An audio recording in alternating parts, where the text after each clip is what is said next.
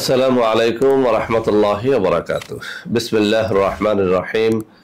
আলহামদুলিল্লাহি রাব্বিল আলামিন ওয়াল আকিবাতু লিল মুত্তাকিন ওয়াসসালাতু ওয়াসসালামু আলা নাবিয়্যিহি মুহাম্মাদিন ওয়া আলিহি ওয়া আসহাবিহি আজমাইন। আম্মা বা'দ।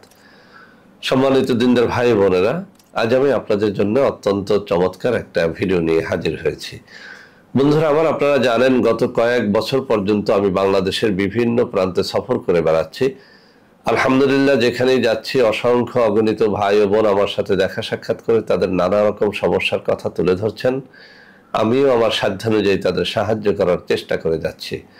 বন্ধুরা আমার, আল্লাহ রাব্বুল আলামিনের কাছে এই প্রার্থনা করি, আল্লাহ রাব্বুল আলামিন যেন আমাকে মৃত্যু মানুষের খেদমতে নিয়োজিত রাখেন, আমিন।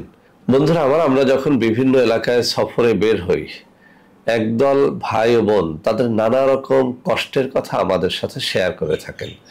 তার মধ্যে একটা কষ্ট হচ্ছে, অনেক ভাইয়েরা বলে থাকেন যে স্ত্রী তাকে ভালোবাসে না, অনেক বোনেরা বলে থাকেন যে স্বামীরা তাকে ভালোবাসে না। আজকে আমার হাতে থাকা এই কিতাবে অত্যন্ত চমৎকার একটি তদবির, যেটি আমি বহুবার পরীক্ষা করে সুফল পেয়েছি, এই তদবিরটি আমি আপনাদের মধ্যে শেয়ার করব।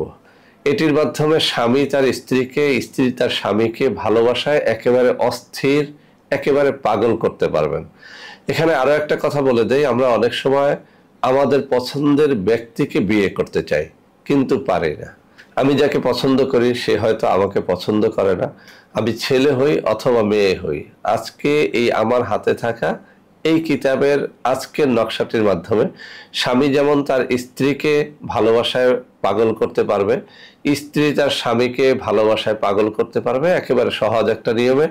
তদ্রূপ কোনো ছেলে কোনো মেয়েকে যদি টার্গেট করে যে আমি তাকে বিয়ে করতে চাই, অথবা কোনো মেয়ে যদি কোনো ছেলেকে টার্গেট করে যে আমি তাকে বিয়ে করতে চাই, তাহলে সে এটা করতে পারবে। এটি হাজার হাজার বার পরীক্ষিত। আমি আবারও বলছি, এটি বহুবার পরীক্ষিত।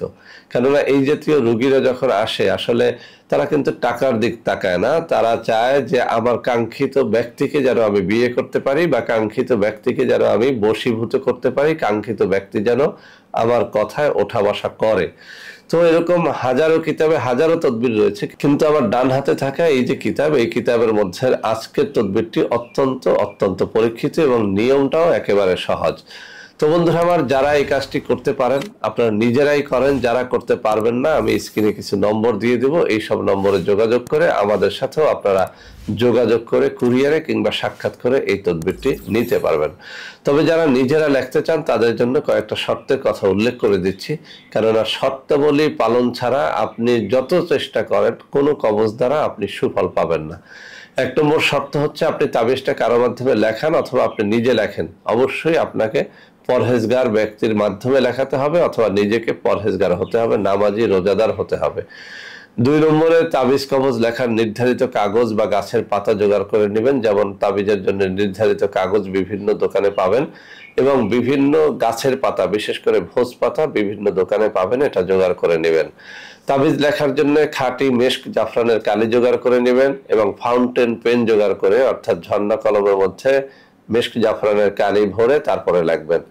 অবশ্যই যেদিন তাবিজ লিখবেন আপনি যদি একটু রোজা রেখে তাবিজটা লেখেন বেশি ফায়দা পাবেন। ভোর রাতে তাহাজ্জুদের নামাজ পড়ে আল্লাহর সাথে কান্নাকাটি করে আপনার নির্ধারিত মকসুদের কথা আল্লাহর কাছে বলে যদি আপনি তাবিজ লেখেন, ইনশাআল্লাহ ওই তাবিজ ব্যর্থ হবে না।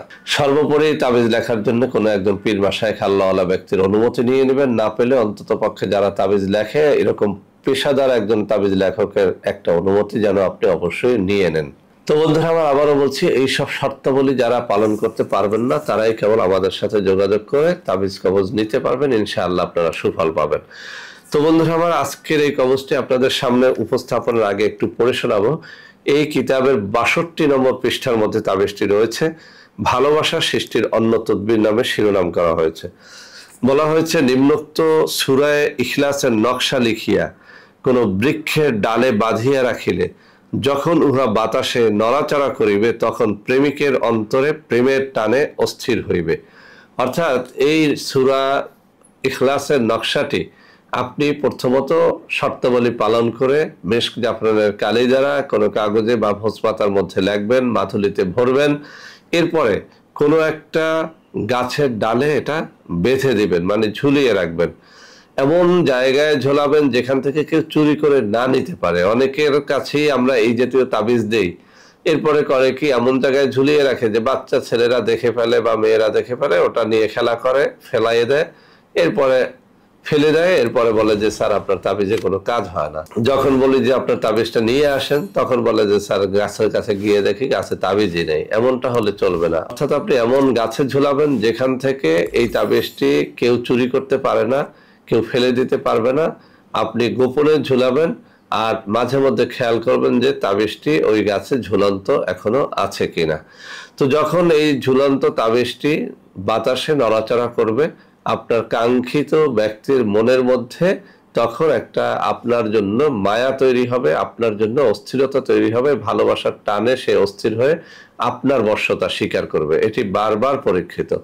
তবে ঝোলানোর সময় মুখে একটা কথা বলতে হবে যে আল্লাহ, আমার স্ত্রী অমুকের মেয়ে অমুককে তুমি ভালোবাসায় আমার জন্য পাগল করে দাও, বা আল্লাহ অমুকের ছেলে অমুক আমার স্বামী, তাকে আমার ভালোবাসায় পাগল করে দাও। যখন স্বামী স্ত্রী হবে না, তখন অমুকের মেয়ে অমুক বা অমুকের ছেলে অমুককে আমার ভালোবাসায় পাগল করে দাও, আমি তাকে বিয়ে করতে চাই। এই কথাটুকু মনে মনে অথবা হালকা আওয়াজে উচ্চারণ করে অবশ্যই আপনাকে পাঠ করতে হবে।